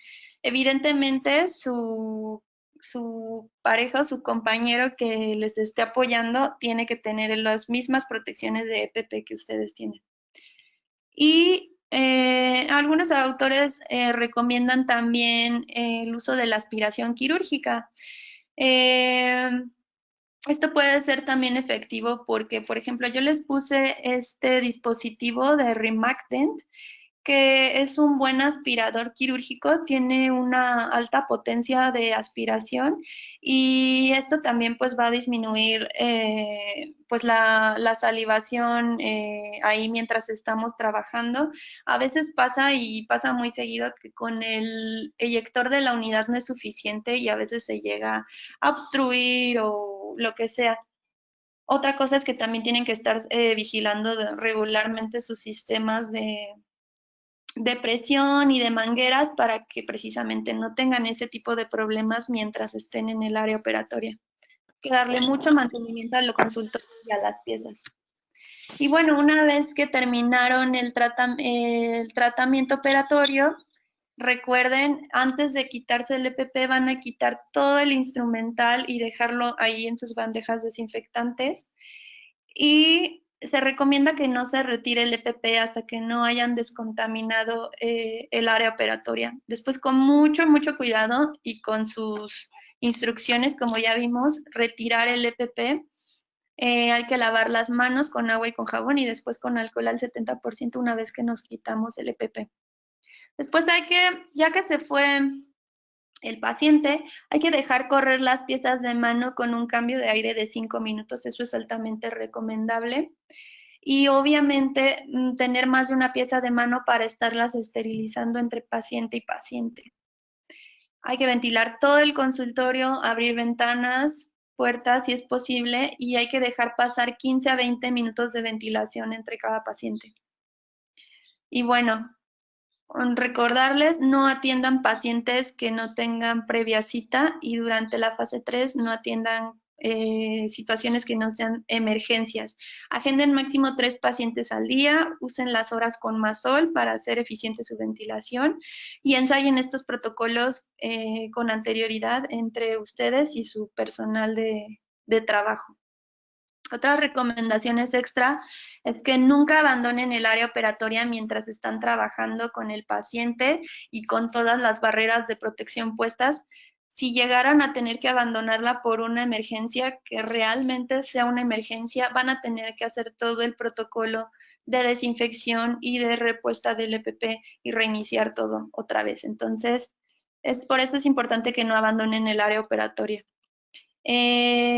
Hagan sus cobros con tarjeta, transferencia, depósitos, disminuyan en la manera de lo posible el contacto con el paciente, mantengan libre y despejado, no se vayan a quedar en el consultorio a hacer papeleos con el paciente, etcétera. Utilicen, ahorita es el momento de utilizar todas las herramientas digitales que tenemos, envíenlo por correo, envíen la receta por correo, etcétera. No sé, escaneen la ficha de cada paciente, etcétera. Utilicen otros métodos y en la medida de lo posible traten de permanecer el menor cantidad de tiempo en el consultorio con el paciente. Algunos autores recomiendan que se puede poner hipoclorito de sodio en los depósitos de agua donde está la pieza de mano para que la irrigación también se esté haciendo con desinfectante al mismo tiempo. Todas estas son medidas que ustedes tienen que tomar a consideración, pero bueno, ahí están las sugerencias.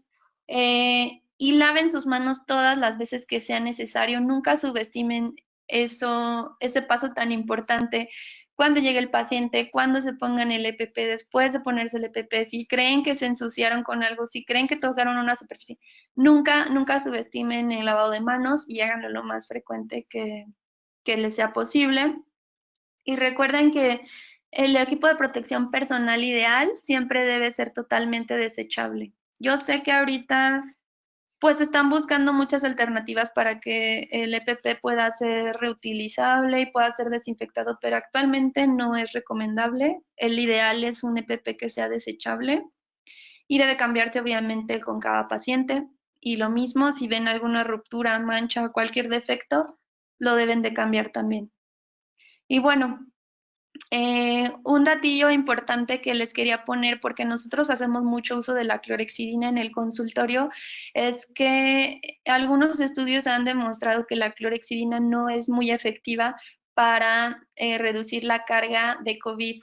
Entonces, Todavía no está claro que su uso pueda ser apropiado, como por ejemplo para utilizarlo como enjuague previo en la parte operatoria. Entonces yo ahí mejor les recomiendo los que les puse al principio, de que sí están recomendados por la EPA, que serían el hipoclorito de sodio y el peróxido de hidrógeno. Y por último, por ejemplo, les puse este screening que también lo pueden consultar aquí en esta página que tengo aquí abajo. Este screen es para que ustedes lo tengan en su consultorio y para que lo utilicen con todos sus empleados y con ustedes mismos cada vez que lleguen al consultorio. Hay que anotar la fecha, hay que anotar el nombre del empleado, tomarle la temperatura a sus empleados, a ustedes mismos, y así hacer su screen diario. Si tuvieron tos, si han tenido problemas para respirar, si se sienten mal y creen que no deben acudir al trabajo, y si sí, pues a qué hora es a la que se fueron, etcétera. Esto porque pues también nosotros tenemos que estar monitoreando no solo a nuestros pacientes, sino también a nosotros y a nuestro equipo de trabajo, y esto se debe de hacer todos los días. Entonces yo les recomiendo que lo tengan ahí como una bitácora diaria para todo el personal de trabajo. Y bueno, básicamente esa es la parte del protocolo de atención. Ahora les quiero enseñar algunas aportaciones que hay en desarrollo. Les puse esta imagen de los odontólogos desnudos. Yo no sé si la han visto por ahí. En Francia, pues así es como se sienten los odontólogos y hicieron esta campaña de odontólogos desnudos porque pues así se sienten y creo que así nos sentimos todos, nos sentimos desprotegidos, sentimos que no podemos continuar con nuestra consulta porque no tenemos barreras de protección adecuadas, no tenemos protocolos adecuados. Sepan que no existen esos protocolos, pero es importante que nosotros, como odontólogos que estamos en esta pandemia, pues empecemos a generar estas medidas de prevención, empecemos a informarnos, empecemos a hacer uso de las plataformas oficiales y en la medida de lo posible disminuir riesgos. Como les comentaba, pues lamentablemente actualmente la FDA no considera la consulta dental como un pilar importante, sin embargo en algunos países como Italia ya se está empezando a considerar como una actividad esencial debido a que pues entre más tiempo pasa, más acúmulo de personas con necesidad de atención dental está habiendo, ¿no? Y bueno, pues nada más dejarles este mensaje de que no hay límites para el crecimiento, porque no hay límites para la inteligencia humana y su imaginación, y en base a eso les voy a enseñar un poquito de los equipos novedosos, en cierta manera, que han estado formulándose como un apoyo ante esta pandemia, que quizá también lo podríamos utilizar en nuestros consultorios.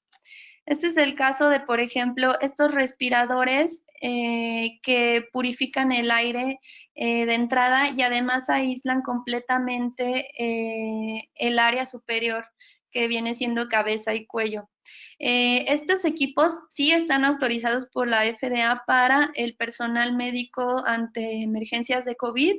Sin embargo, no hay ningún lugar donde mencionen que pueda ser utilizado por los odontólogos. No creo que no porque no pueda ser utilizado, sino porque por lo mismo, como les comento, no, este tipo de equipo no se le está, digamos, brindando prioridad de acceso a aquellas áreas sanitarias que no sean primordiales. Pero bueno, si alguien los llegara a conseguir, pues también pueden ser una opción para utilización en el consultorio. Tengo entendido que estos equipos sí se pueden reutilizar, se pueden desinfectar y se pueden estar cambiando los filtros y pueden ser una alternativa para no estar utilizando tanto EPP desechable. Pero nuevamente todo esto es a criterio de cada odontólogo y ustedes lo evaluarán. Estos son otros dispositivos que fíjense qué curioso. Estos, yo no sé si ustedes los recuerdan, pero estas mascarillas las vendía Decathlon y eran para bucear, para buceo. Y fíjense que ahora las han estado adaptando con impresoras 3D para ponerles tanto respiradores para pacientes que necesitan apoyo respiratorio, así como también filtros intercambiables para el personal médico pues, para que pueda atender con este tipo de mascarillas. Y ahora Decathlon las sacó de la venta de sus productos y solamente se está dedicando a venderlas para esta emergencia. Bueno, son otras alternativas, ¿no? Y fíjense, también les quería hablar de estas otras alternativas, por ejemplo, los sistemas de esterilización de rayos UV. Yo no sé si algunos de ustedes ya los hayan utilizado, pero ahorita son la novedad, son ampliamente útiles, funcionan tanto para bacterias como hongos, como virus, y solamente a través de una propiedad física relativamente sencilla, son ondas de luz que pues que los gérmenes digamos que de cierta manera no pueden tolerar y generan muy buena asepsia. También se ha visto que algunos de estos rayos UV se han utilizado para desinfectar áreas con COVID. Hay diferentes artículos donde lo pueden consultar. Y en base a esto, por ejemplo, vean, hay algunos dispositivos que se han estado sacando, como por ejemplo este desinfectante con rayos UV, que bueno, son lámparas UV en un sistema pues móvil, por así decirlo, que de hecho este supuestamente fue lanzado para desinfectar la unidad dental. Entonces, a lo mejor una alternativa después de que ya desinfectaron bien la unidad dental, pues sería, por ejemplo, pasar uno de estos dispositivos 10 a 15 minutos y tengo entendido que genera buena esterilización. Otras opciones, por ejemplo, miren estas gavetas que también tienen sus lámparas UV. Entonces aquí tú ya guardas todo no solo tu instrumental, ¿no? Puedes tener aquí todo tu material de resinas, etcétera. Y mientras las tienes ahí guardadas, se están desinfectando constantemente con rayos UV. Son opciones.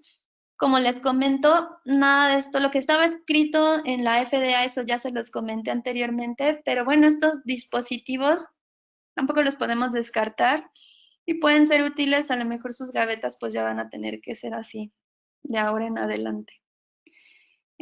Aquí tenemos otro tipo de dispositivos. Este, por ejemplo, es un desinfectante en aerosol, que muy curioso porque es como un carrito, entonces tú lo llevas, lo vas moviendo ahí por todo tu consultorio y va esparciendo desinfección en forma de niebla. Tengo entendido que este, por ejemplo, puede llegar a cubrir de 60 hasta 500 metros cuadrados en teoría, y en teoría también es muy fácil de utilizar. Algunos liberan, creo que peróxido de hidrógeno, otros hipoclorito de sodio.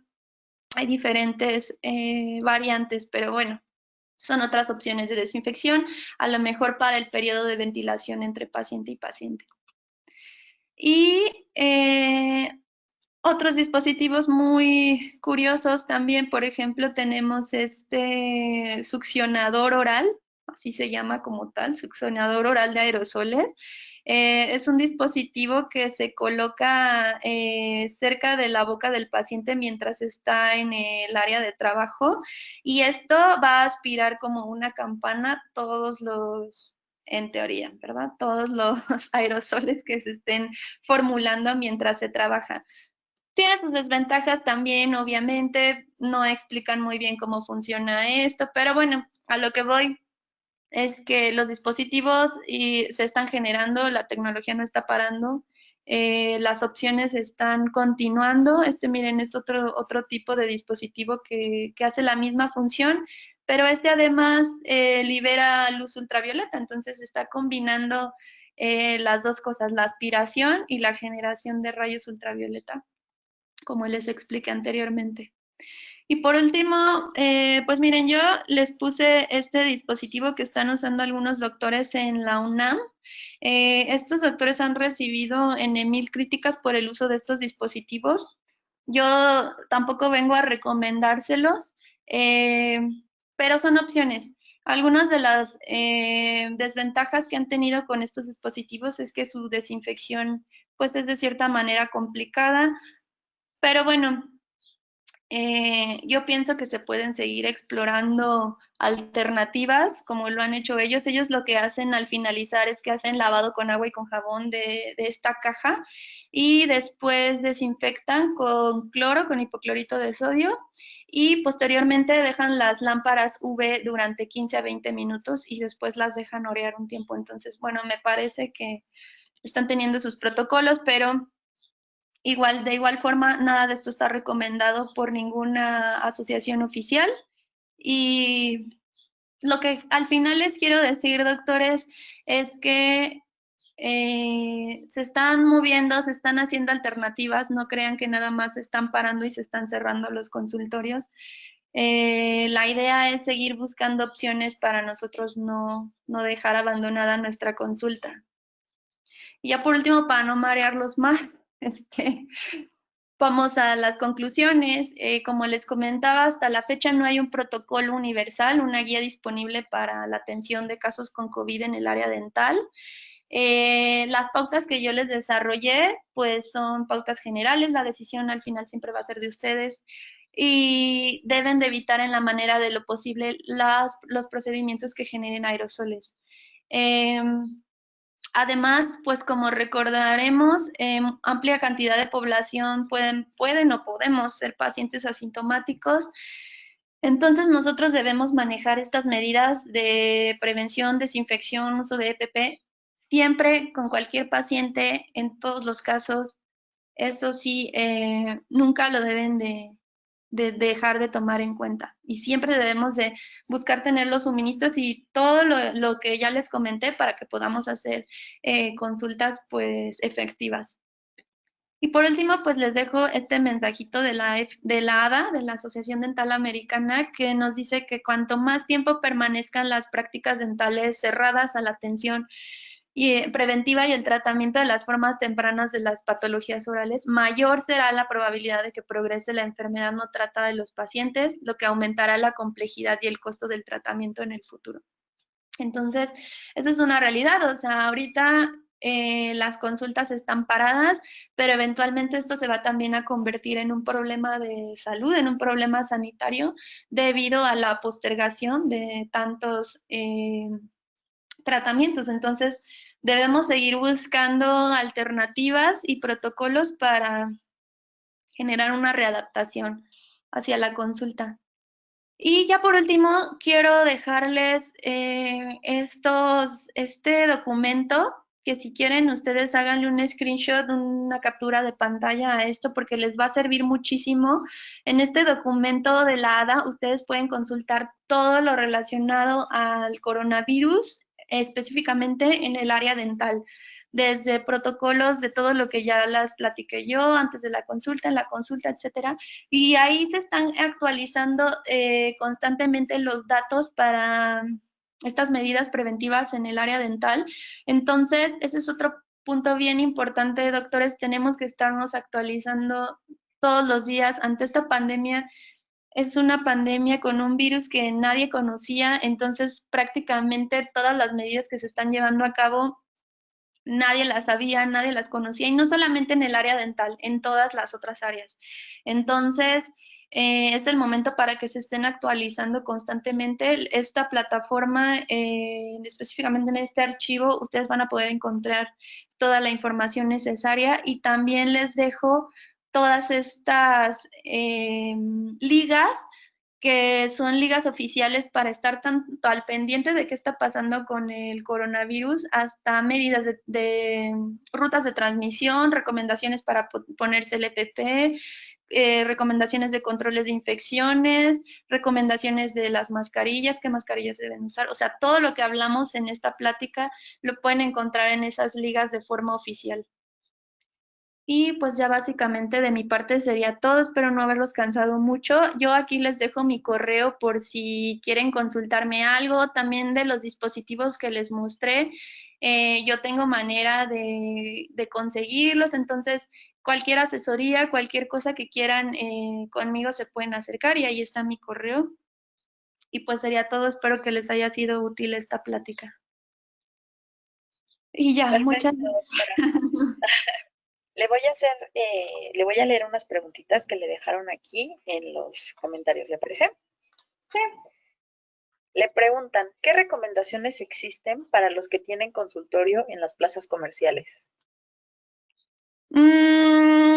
Bueno, fíjense que de eso yo no he encontrado ninguna recomendación oficial. La verdad es que sí hay ciertos consultorios que están en plazas comerciales y yo tengo entendido que estas plazas, pues en su mayoría, si no es que todas deben de estar cerradas, clausuradas.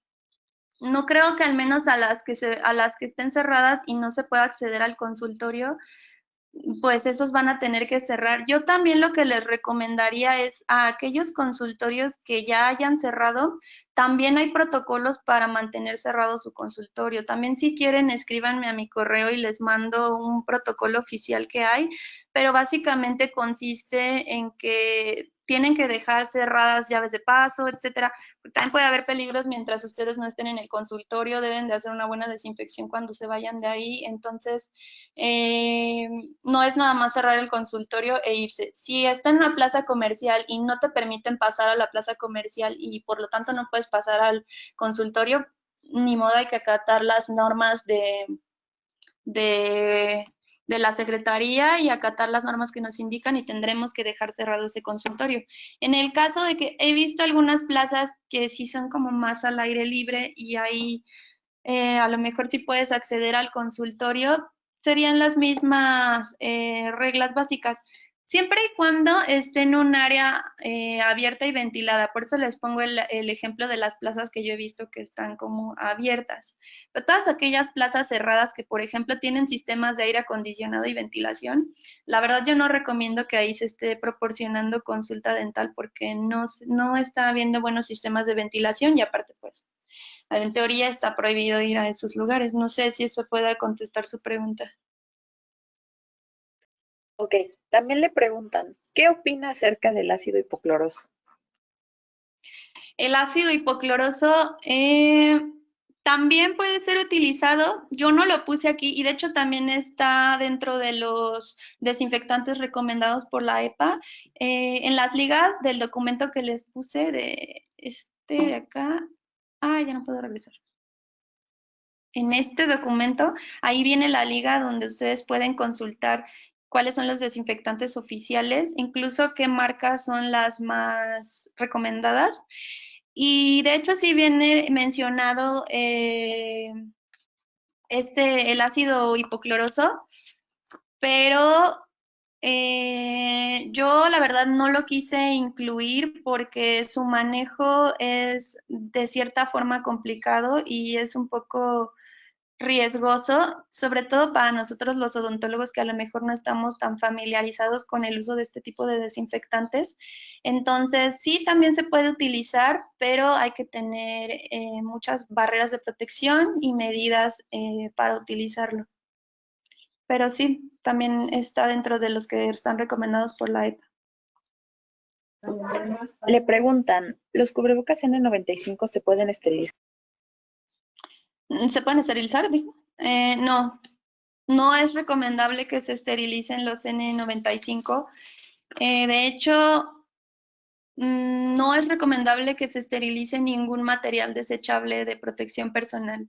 Se pueden esterilizar algunos uniformes que se utilizan, por ejemplo, en hospitales, en áreas quirúrgicas, como son pijamas quirúrgicas, sábanas, etcétera. Eso sí se pueden desinfectar por medios de autoclaves y vaporización, etcétera. Pero no, el EPP no. Hasta ahora no, y no es nada recomendable que se esterilice. Siempre hay que desecharlo y hay que conseguir uno nuevo entre paciente y paciente o cuando tenga algún defecto. Le preguntan cuánto tiempo de vida tiene el N95. El N95 tiene, si no me equivoco, tiene un tiempo de vida, me parece que es de 98 horas, pero no estoy muy segura. Pero miren, yo tampoco les puse aquí el tiempo de vida del N95. ¿Por qué? Porque este tiempo de vida sí es útil en hospitales donde, por ejemplo, los médicos están en zonas de contagio atendiendo pacientes con COVID durante varios periodos de tiempo y ellos sí pueden reutilizar un mismo PP sin quitárselo durante varias horas. De ahí vemos que, pues, pobres de los médicos se les hacen hasta marcas de tantas horas que traen las mascarillas, etcétera. Pero esto es porque ellos están en un área roja donde solamente están con puros pacientes de COVID. Por lo tanto, pueden tener un poco de más tiempo en quitárselo. O sea, pueden hacer una jornada con un EPP y al terminar esa jornada quitárselo. Sí, porque no están generando más focos de infección, porque no salen del foco de infección. Pero nosotros no, o sea, nosotros como odontólogos no vamos a poder reutilizar el EPP entre paciente y paciente. Y como tenemos que tener al paciente el menor periodo de tiempo ahí con nosotros en el consultorio, pues no importa cuánto dure en realidad el N95, lo van a tener que estar cambiando de todas formas entre paciente y paciente. Entonces, para nosotros no aplica mucho el tiempo. No estoy muy segura, según yo eran 98 horas, pero no estoy 100% segura. Si quieren, se los puedo buscar y si quieren me puede dejar su correo para pasarle el periodo de tiempo si le interesa a este doctor, pero la verdad yo no recomiendo que se fíen del tiempo de uso de los N95. Ok, le preguntan, ¿qué nos puede decir acerca del uso de equipos de ozono para el ambiente en el consultorio? También son altamente recomendados. De hecho, el dispositivo que les mostraba, también los hay con utilizamiento de ozono. El ozono es un desinfectante de última generación.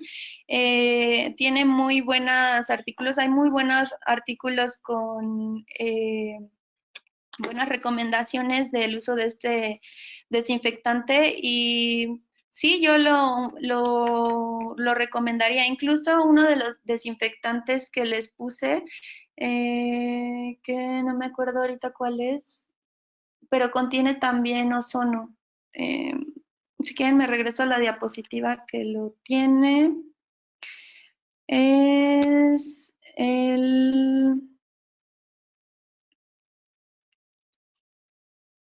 este. El ácido paracético. El ácido paracético tiene ácido acético. Aquí dice peróxido de hidrógeno, pero en realidad lo que tiene es una combinación también de agua y ozono. Hay algunos productos que tienen menor concentración de esa propiedad, pero sí, también es muy buena y sí es también altamente recomendable para la desinfección de los consultorios. Les comento que hay dispositivos como estos que también liberan ozono y también son, pues sí, sí es recomendable. Ujú. ¿Qué otra pregunta? ¿Hola? Perdón, se cortó. Creo que son todas las preguntas, Mara. No sé si hay alguna otra en Facebook. En Facebook nos dicen si nos pudieras compartir los links de lo que mostraste, igual si nos lo puedes enviar al WhatsApp y ya lo compartimos a nuestros clientes. Pues Sí, no sé si quieras agregar algo más, algún consejo extra y pues nada. Aquí hay una pregunta más, doctora. Aún no han terminado. Hay dos preguntas más. Ujú. Le preguntan que qué se puede hacer en lugares donde hay mucho calor y donde no se puede trabajar con aire acondicionado. Pues de hecho, que no haya aire acondicionado no es tanto, o sea, no representa tanto una limitante, fíjense. O sea, aquí, de hecho, yo no he encontrado ningún documento donde nos hable del uso del aire acondicionado, pero lo que les podría yo decir es que no hay nada como la ventilación, lo que ya les comentaba. Abrir puertas y ventanas y ventilar lo más que se pueda. Aquellos consultorios que son totalmente cerrados y que solamente tienen aire acondicionado, la verdad, ahí el riesgo que puedan tener o no, no está demostrado ni está garantizado. Entonces, abrir puertas y ventanas y dejar que pase la luz del sol, eso es lo mejor que pueden hacer. Y si es un área con mucho calor, tampoco importa, abran y ventilen las áreas de trabajo.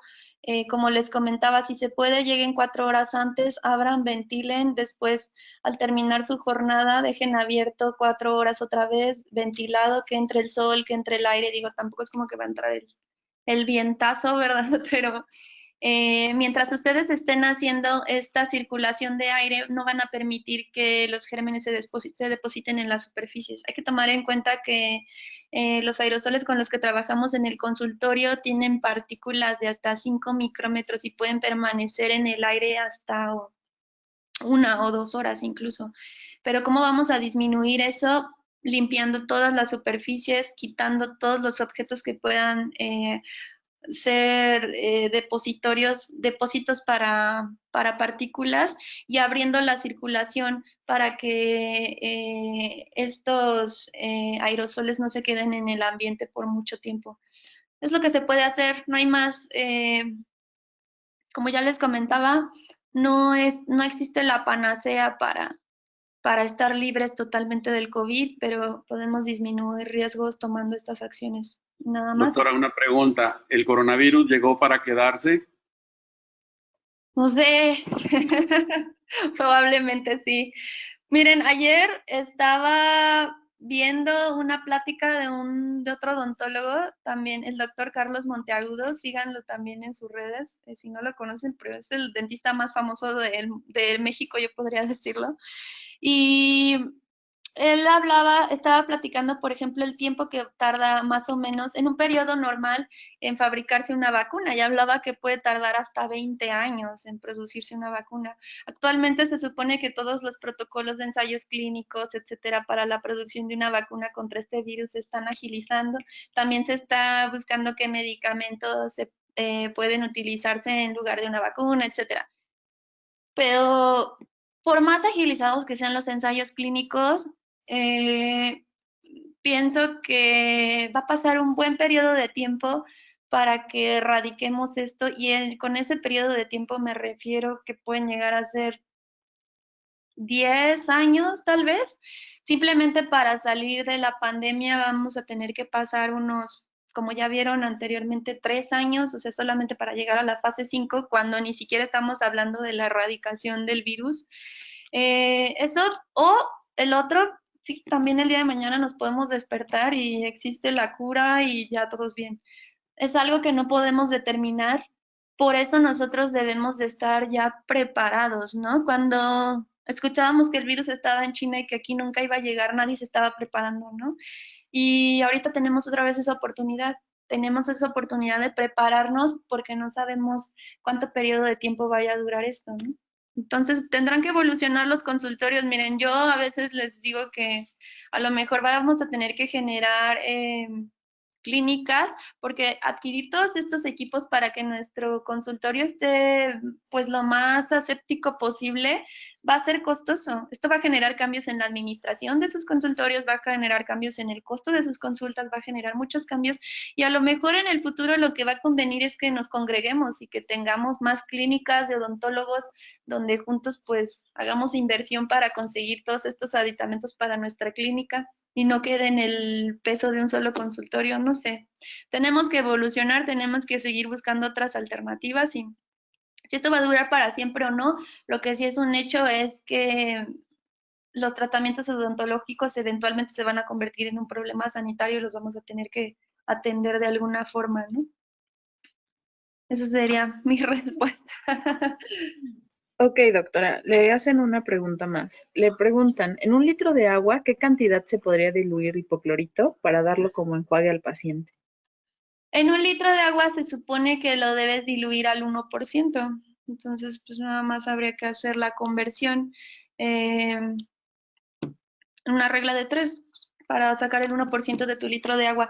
Pero lo que hay que tener en consideración es que, por ejemplo, tú vas y te compras tu Clorox y te compras tu Cloralex, Y estas marcas difieren en su concentración de cloro, como ya les comentaba, puede haber desde marcas que contengan hasta 1 millón de partículas por millón, por ejemplo, de concentración, hasta 1.130.000, etcétera. Por eso es muy importante leer las instrucciones del fabricante. En la página de Clorox, por ejemplo, si ustedes se meten, y no es por hacerle publicidad a la marca, pero ahí pueden consultar todas las concentraciones para todo tipo de superficies, que sí para limpiar mis dispositivos electrónicos, que sí para...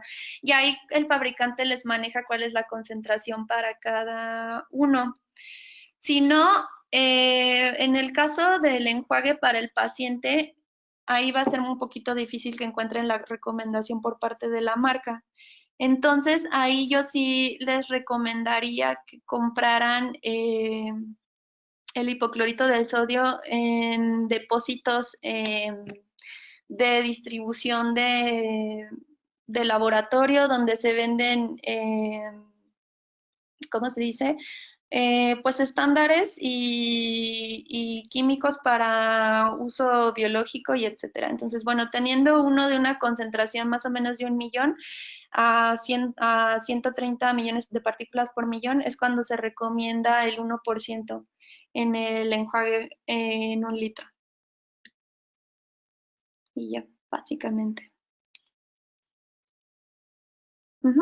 ¿Sí respondió su pregunta? Ok, doctora. Aparentemente ya no hay más preguntas. Pues todo el mundo le agradece mucho por su ponencia, que está muy interesante, que muchos datos importantes.